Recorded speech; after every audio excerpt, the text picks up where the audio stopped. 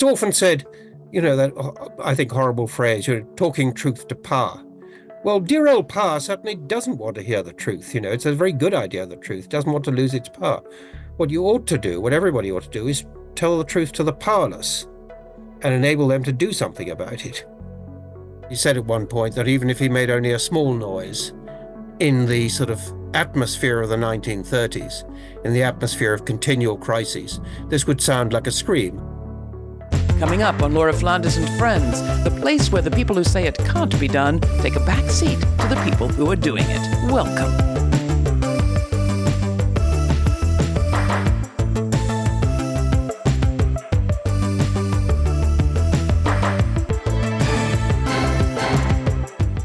Dishonest reporting on war, racism, and politicians' lies. Normalizing coverage of fascists campaigning for high office. If you are seeing too much of that sort of thing right now, know that you're not alone. And it's not the first time we've seen a situation like the one we're in today. Go back 90 years, for example, and you will find a prequel in the period that saw the rise of Adolf Hitler. What was the headline over the New York Times report on Hitler becoming Chancellor of Germany on January 31st, 1933? Well, here's what it was. Hitler puts aside aim to be dictator.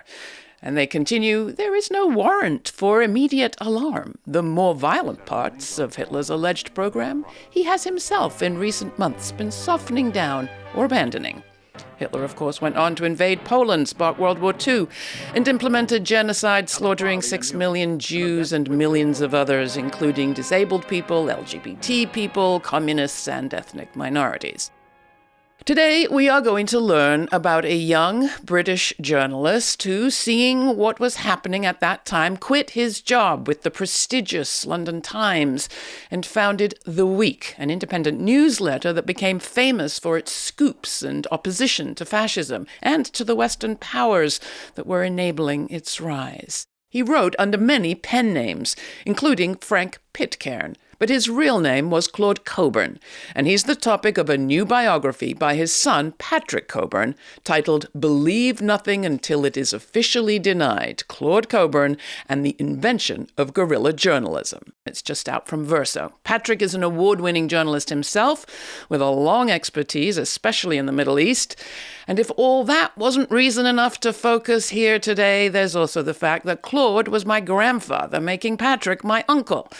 Now, regular viewers of this program have already met my sister, my partner, and learned about my dad, so let's round out the family tree a little bit further. Welcome to the program, Patrick. It's great to have you. Thank you for having me. Let's talk about why this book now. Why did you decide that Claud, who had written several volumes of his own autobiography, deserved another look by you? Well, obviously, I knew about him when I was growing up. And I knew what he'd done. He'd written an excellent autobiography in 3 volumes. And I think what tipped the balance in my mind towards writing a biography about him was in 2003, I asked MI5, the British equivalent of the FBI, if I could see his archive, what they had on him. Which I knew they might release because 50 years had passed. I mean, enough time had passed for them to do so. I heard nothing, and then they released them 24 volumes or large files to the National Archives in Kew in London. And then I found that 2 things. One, there was an awful lot in them that I didn't know. Secondly, I'd often wondered if Claude's newsletter, The Week, all his campaigning against the Nazis and the government at the time, had much impact on the powers that be.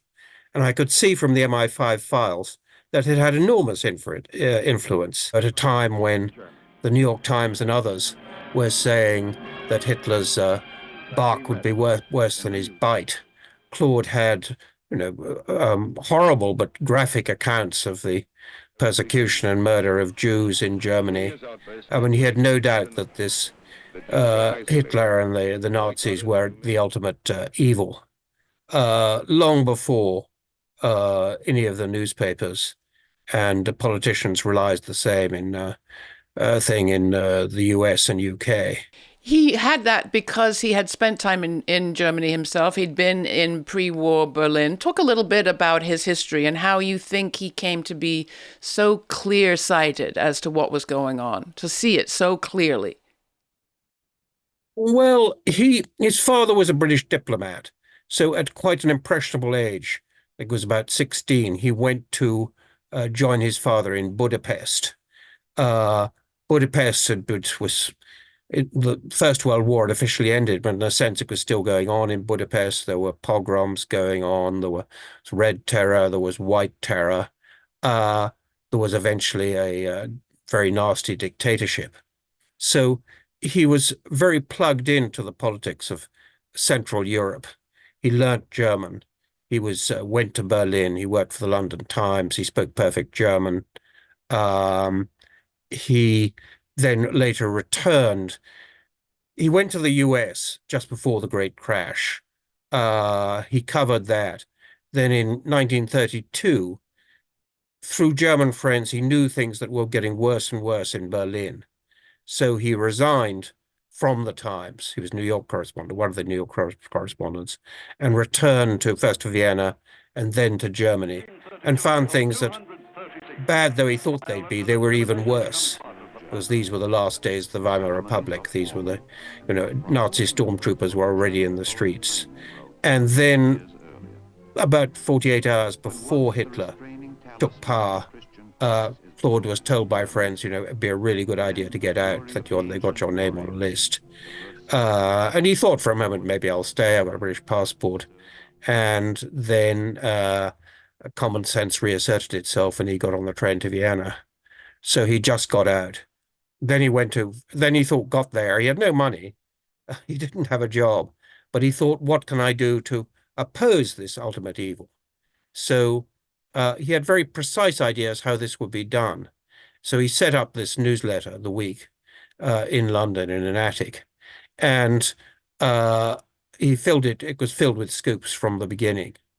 His idea was to influence the influencers. He knew it wouldn't get to that number of people, but he hoped it could get to people who were really interested in what was going on. It would get to journalists, it would get to politicians, and so forth. But that sort of idea only works if you can really provide the goods in terms of information that other people don't have, which he did, which is the real reason why it took off and became influential. There's a part in his memoir that you quote in your book where he's describing what people are actually saying in the capitals of Europe and how refugees from Germany are quite clear about what's happening and speaking in panicked, or if not panicked, at least super concerned terms. He then points out that the language, that what is being said and the way that it's being said is simply not appearing in the newspapers of the day. Can you talk about the significance of that and the parallels, if you see them, to this moment? Yes, there was a great sort of vacuum of information about what a lot of people knew was happening and what was appearing in the media. Now, this doesn't really, I think, really come across in history books because newspapers in general, invariably, in fact, don't want to admit to their own failings, and in terms of Hitler or any other big historic event, be it the invasion of Iraq, be it what's happening at the moment in Gaza and Lebanon. So I think this became somewhat obscured later.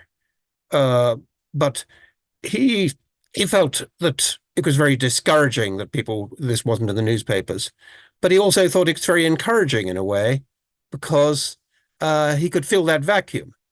So he sort of felt that, he said at one point that even if he made only a small noise in the sort of atmosphere of the 1930s, in the atmosphere of continual crises, this would sound like a scream. And in many ways, it did. So his calculation worked out. He felt it was something that would work when you had an era of continual crisis, or a series of crises, as you had in the 1930s. And that was again a reason for writing the book now, because it seems to me the 2020s are rather like the 1930s, that we have one crisis succeeding each other another. We have these crises turning into wars. The 1930s became known as the Devil's Decade. In a way, I think one could use the same words to describe the 2020s. One moment that summarizes to me, or at least sort of sums up a lot of the parallels, is the moment where the British Prime Minister, Neville Chamberlain, takes to the pulpit, as it were, the podium, to declare that he has a relationship with Adolf Hitler. They've met, and that there is not war but peace in the offing. This is 1938. Here's a snippet of that speech. This morning, I had another talk with the German Chancellor, Herr Hitler. And here is the paper which bears his name upon it as well as mine.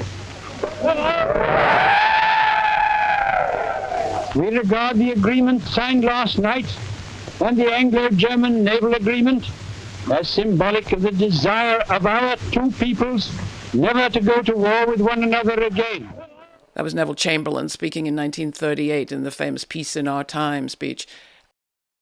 Forgive me if I'm exaggerating, but I hear in that a version of what we have been hearing all year from the U.S. President, Joe Biden, in relation to Israel and Gaza. A ceasefire is in the works. Just a little bit longer, just a little bit longer. We're working ceaselessly. Kamala Harris says the same thing. Am I being hyperbolic here? No, unfortunately not, I think. It's sort of, and I think that was Claude's great frustration, as one might feel frustrated now, that it was pretty obvious what was going on.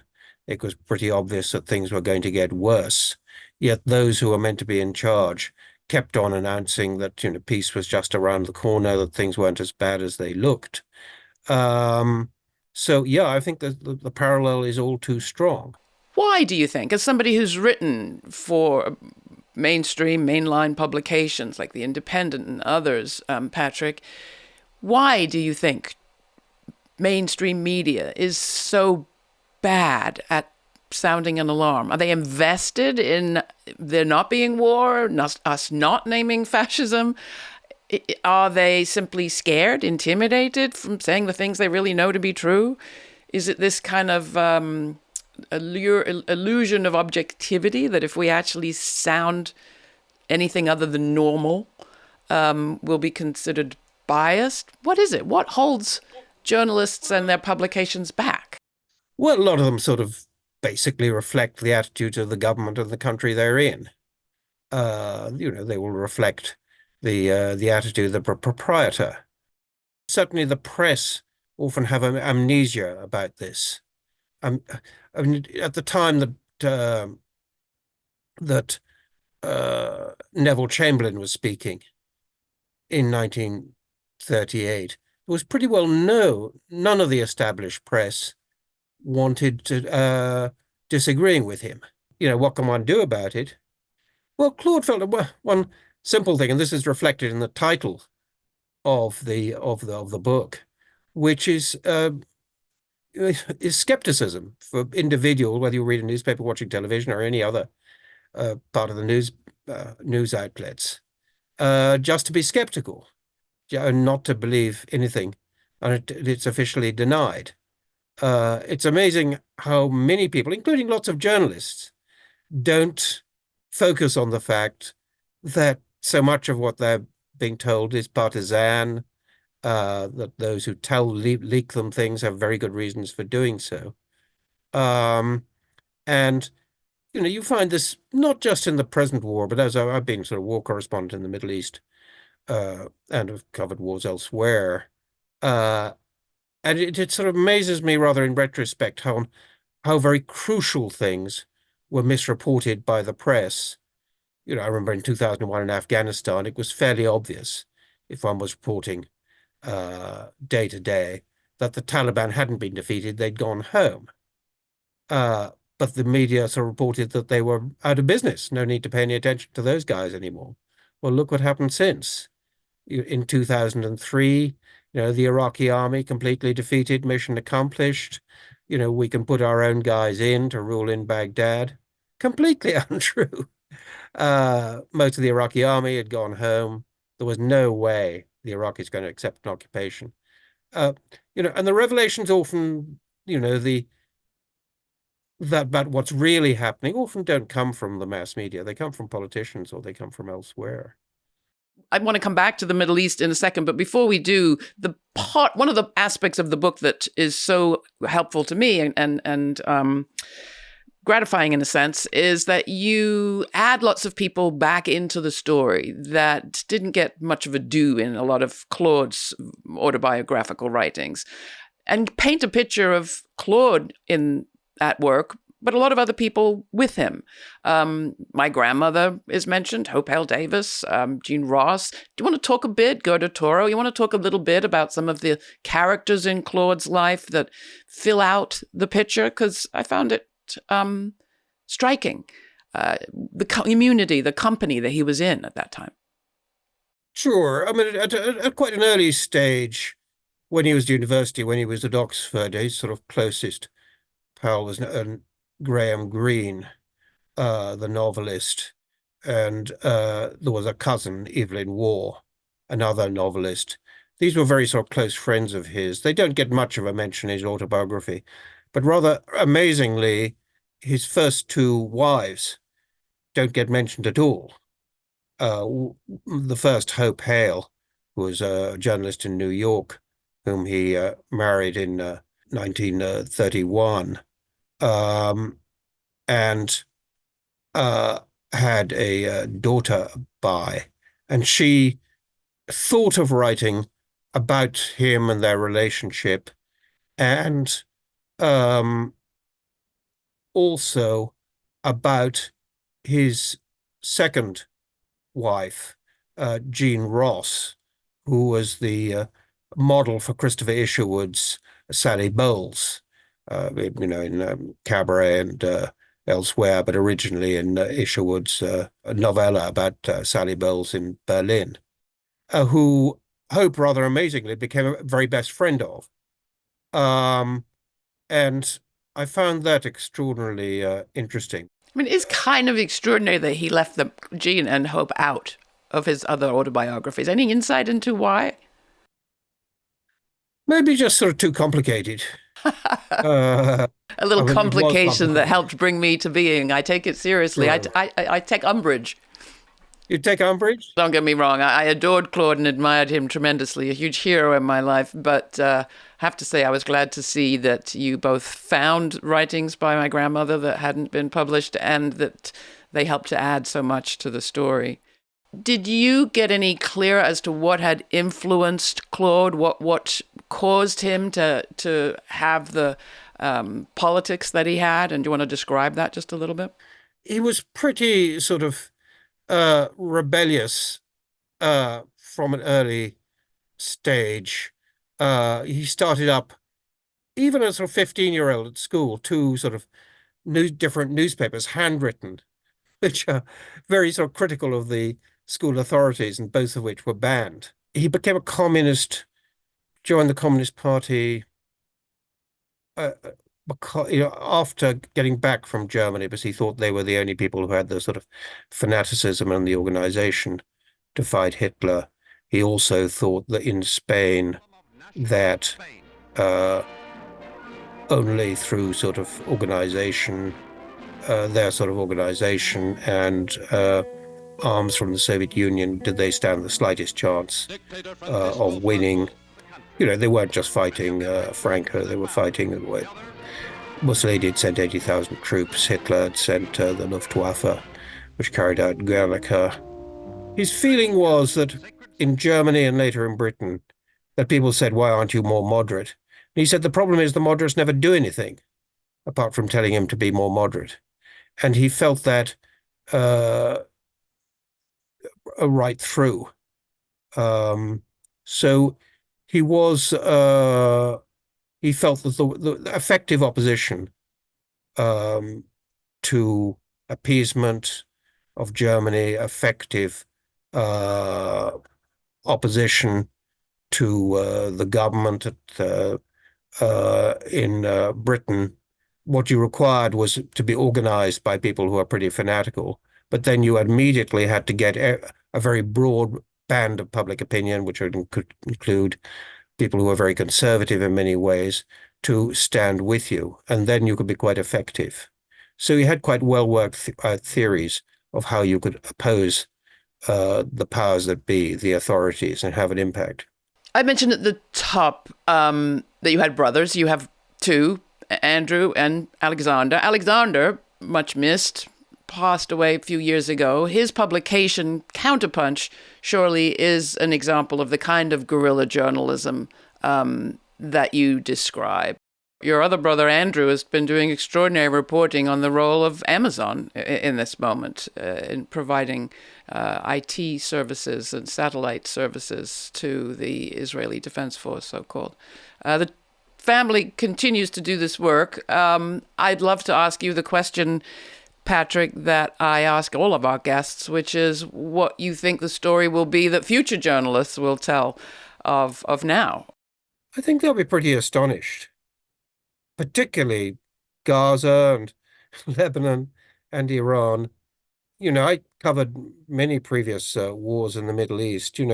Usually the US may have been complicit with Israel in various attacks and invasions, but after a bit, they would restrain them. That hasn't happened this time.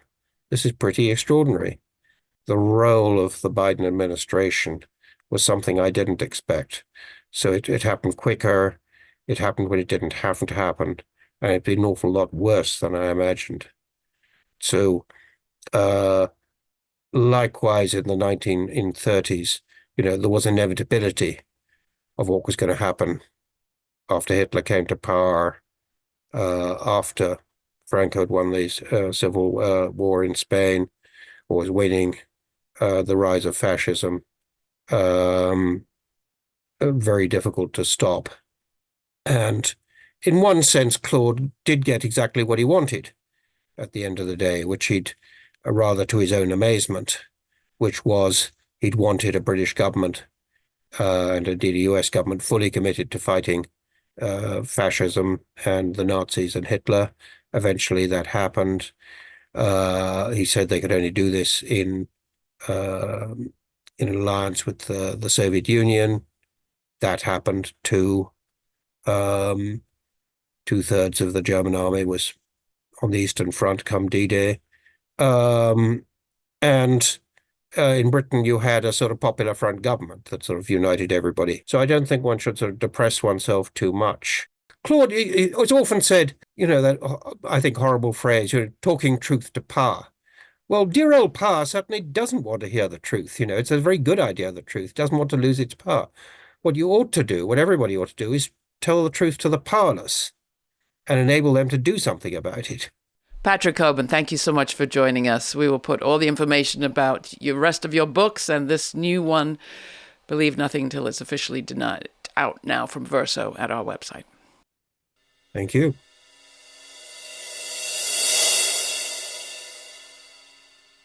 I remember Claude as my grandfather, and I spent the most time with him that I ever did in the first weeks following my father's sudden death. I was just 13, and even though our families weren't particularly close, my mother packed me off to stay with Claude and Patricia at their home in Ireland in those first weeks. What I remember most was how much time, in fact, Claude had for young people like myself, how seriously he took me, wanting to know what I thought, assuming I was thinking about more than others might suspect. He shared articles in the news, talked truly about what I was doing, showed interest, made fun of people. We had a lot of good times together. I noticed that, and noticed too how much time he had for animals and for people that others might consider dull. There aren't any dull people, he would say, just bad questions. Find the right question, and you'll find the subject that just about everyone has inside them, in which they are truly an interested and interesting expert. I don't know quite what the relevance of all this is for this particularly fraught moment, but I think there is some. Spend more time with young people. Assume they're thinking about more deeply than others might suspect. I don't know, we all might get smarter that way. In the meantime, you can find my uncut conversation with Uncle Patrick and all my conversations with Alexander and Andrew in our archives at lauraflanders.org. That uncut conversation comes directly to subscribers to our free podcast. I hope you'll join them. Till the next time, I'm Laura for Laura Flanders and Friends. Stay kind, stay curious, and why not add brave? For more on this episode and other forward-thinking content, subscribe to our free newsletter for updates, my commentaries, and our full uncut conversations. We also have a podcast. It's all at lauraflanders.org.